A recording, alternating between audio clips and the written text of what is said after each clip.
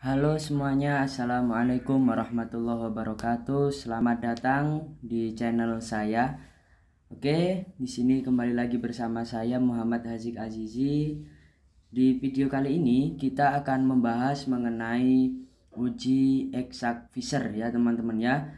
Jadi kita di sini akan membahas bagaimana cara menerapkan uji eksak Fisher di SPSS. Oleh karena itu langsung saja kita ke videonya saja. Oke teman-teman, jadi sebelum kita masuk ke pembahasan mengenai terapan uji eksak Fisher ini ke SPSS, kita akan bahas dulu mengenai pengertian dari uji eksak Fisher itu apa sih. Uji eksak Fisher ialah merupakan salah satu uji non-parametrik yang digunakan untuk menganalisis dua sampel independen yang berskala nominal atau ordinal. Jika kedua sampel independennya berjumlah kecil, biasanya kurang dari 20 ya, data diklasifikasikan ke dalam dua kelompok yang saling bebas sehingga akan terbentuk tabel kontingensi 2 kali 2. Oke, langsung saja kita ke pembahasannya. Jadi ini langsung kita ke contoh soal ya. Jadi tadi di pengertian intinya adalah uji eksak Fisher ini suatu uji yang turunan dari uji C kuadrat gitu ya. Mohon maaf, uji chi-square gitu. Kalau nggak mencapai 20 itu nanti jadi uji eksak Fisher gitu, kalau nggak sampai 20 data. Jadi kita langsung aja ke contoh soalnya. Jadi di sini disebutkan sebuah penelitian untuk melihat efektivitas dua jenis obat terhadap penurunan kesembuhan pasien penyakit malaria terhadap 16 orang pasien. Cuma 16 ya, nggak sampai 20. 9 orang mengkonsumsi obat A dan 7 orang mengkonsumsi obat B. Obat yang memberikan efek kesembuhan diberi tanda plus, dan obat yang tidak memberi efek kesembuhan atau tetap ini adalah min dengan taraf nyata 5%. Uji apakah terdapat perbedaan efektivitas dua jenis obat tersebut. Oke, kita langsung ke pembahasan selanjutnya. Oke, selanjutnya ini adalah hipotesisnya ya. Jadi HO atau H0 tidak terdapat perbedaan efektivitas antara obat A dan obat B. Sementara H1 atau HA terdapat perbedaan efektivitas antara obat A dan obat B. Sementara taraf nyatanya itu adalah 5%. Oke ya, jadi sebelum kita masuk ke dalam terapan di SPSS-nya, kita harus membuat tabel terlebih dahulu. Tabel ini digunakan untuk apa? Untuk menentukan gitu ya, antara efek dari obat A ataupun obat B. Pada tabel ini kita harus membuat 5 kolom. Yang pertama yakni nomor pasien, yang kedua obat A, yang ketiga efek, yang keempat obat B, yang kelima ini efek. Oke, di nomor pasien 1 obat A dinyatakan sembuh dengan efeknya plus. Yang nomor 2 obat A efeknya sembuh plus. Yang ketiga obat B sembuh efeknya plus. Yang keempat obat A tetap efeknya min. Yang kelima obat A tetap efeknya min. Yang keenam obat B efeknya tetap min.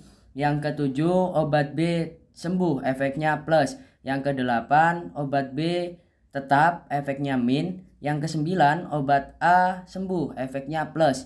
Yang ke-10 obat A tetap efeknya min. Yang ke-11 obat B sembuh efeknya plus. Yang ke-12 obat A sembuh efeknya plus. Yang ke-13 obat A sembuh efeknya plus. Yang ke-14 obat B sembuh efeknya plus. Yang ke-15 obat B tetap efeknya min. Yang ke-16 obat A tetap efeknya min. Oke, jadi bisa kita lihat bahwasanya obat A yang sembuh ini 5, yang tetap 4, total jumlahnya 9. Yang B yang sembuh itu ada 4, yang tetap ada 3, jumlahnya ada 7. Jadi total jumlahnya adalah 9 yang sembuh dari obat A dan B dan 7 yang tetap dari obat A dan B. Semuanya total ada 16. Lanjut kita langsung ke terapan SPSS-nya saja. Oke, langsung saja ya. Jadi yang pertama adalah input hasil pengamatan pada SPSS dengan format sebagai berikut. Ini pada gambar ini adalah menampilkan variabel view. Jadi variabel view-nya yang pertama name, itu di baris yang pertama ini disebutkan jenis obat. Ini nanti teman-teman kalau mau ikutin biasanya harus pakai underscore ya, karena jenis obat itu biasanya nggak bisa dimasukkan. Lalu yang kedua yakni hasilnya. Tipenya dibuat numerik semua, widthnya sama-sama 8, desimalnya 2, labelnya 0 aja nggak apa-apa. Value-nya non, terus missingnya non, columns 8, align itu right, terus measure dibuat nominal ya teman-teman. Itu nanti biasanya agak ngerubah, baru di rollnya nanti input gitu ya teman-teman. Jadi kita langsung aja masuk ke dalam data view-nya teman-teman ya. Pada data view kita masukkan data-data yang tadi sudah kita buat di tabel ya. Jadi fungsinya itu biar kita lebih mudah untuk memasukkan datanya ini. Pada kolom yang pertama ini kan jenis obat ya teman-teman. Kita sebutkan aja variabel jenis obatnya, bahwasanya angka 1 ini berarti obat A dan angka 2 ini berarti obat B gitu ya teman-teman. Lalu untuk variabel hasilnya di kolom kedua itu hasil. Yang sembuh kita kasih tulisan 1 ya, angka 1 itu berarti sembuh. Sementara yang 0 itu artinya adalah tetap gitu teman-teman ya. Oke, setelah selesai kita memasukkan atau menginput data dari mulai variable view sampai ke data view tadi, kita lanjut ke analisnya ya teman-teman. Jadi itu dicari di atas tuh yang kecil-kecil itu ya, tulisan itu di atas. Klik analyze. Setelah diklik analyze, terus descriptive statistik. Selanjutnya diklik cross tab gitu ya. Nanti akan muncul tulisan seperti di atas itu gitu ya teman-teman. Nanti akan muncul cross tabnya seperti ya selanjutnya ini.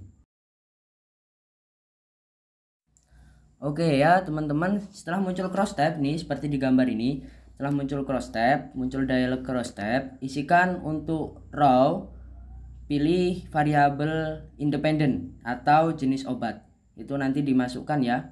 Itu ada tanda tunjuknya itu ya di tengah. Itu nanti diklik aja biar nanti masuk. Diklik terus diklik itu nanti masuk ke sana. Dan untuk column itu pilih variabel dependennya ataupun hasil dari apa namanya obat itu tadi, hasilnya itu seperti apa. Nah itu nanti akan muncul seperti yang tertera di dalam gambar ini teman-teman ya. Selanjutnya setelah tadi apa namanya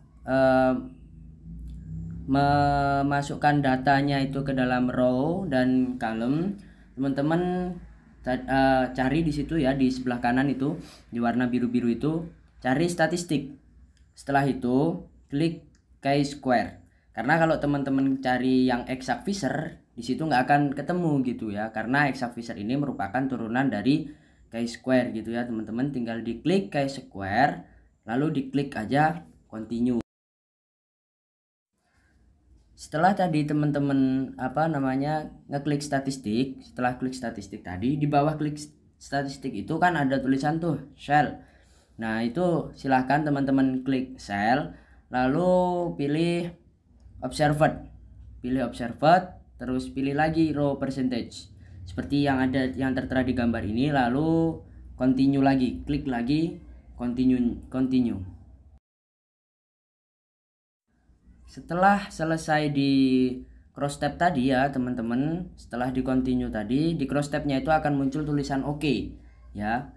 Jika sudah, klik OK pada cross tab dialog lalu lihat hasilnya. Lah ini seperti yang tertera di gambar ini adalah hasil dari analisis SPSS tadi. Cuman ini perlu dinarasikan gitu ya teman-teman. Jadi hasilnya seperti itu, bahwasanya 1 itu di kolom yang paling kiri ya, itu adalah jenis obat dan totalnya.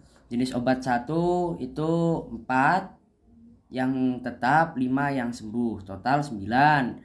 Berarti persentasenya 44% itu tetap, 55,6% itu sembuh. Lalu yang obat B 2, konnya yang tetap 3, yang sembuh ada 4, totalnya ada 7. Jadi persentasenya 42,9% tetap, 57,1% sembuh. Totalnya count 7 tetap, 9 sembuh. persentase dari totalnya adalah 43,8% itu tetap dan 56,3% itu sembuh gitu ya. Lalu chi-square testnya itu hasilnya yang di bawah itu ya, di tabel yang di bawah itu bisa teman-teman lihat. Ini perlu untuk dinarasikan karena memang kata-katanya sedikit membingungkan ya teman-teman.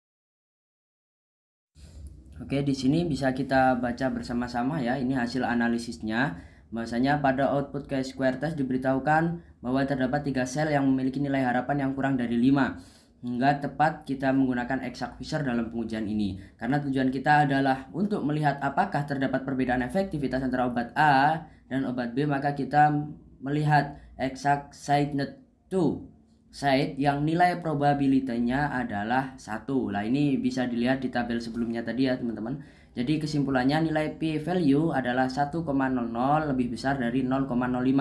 Artinya HO diterima dan HA ditolak. Sehingga dapat disimpulkan dengan taraf signifikansi 95% bahwa tidak terdapat perbedaan efektivitas antara obat A dan obat B pada pasien malaria. Gitu ya, teman-teman.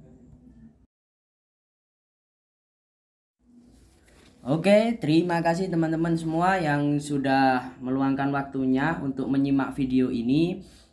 Yang jelas saya juga di sini masih belajar. Jadi ketika ada kesalahan-kesalahan, silahkan teman-teman tuliskan di kolom komentar saja ya. Silahkan tuliskan di kolom komentar kira-kira yang salah di mana, di menit berapa, silahkan dituliskan. Biar nanti saya juga dapat memperbaiki diri saya dan konten-konten saya selanjutnya ini akan lebih baik lagi daripada konten yang ini. Oke, terima kasih semua teman-teman.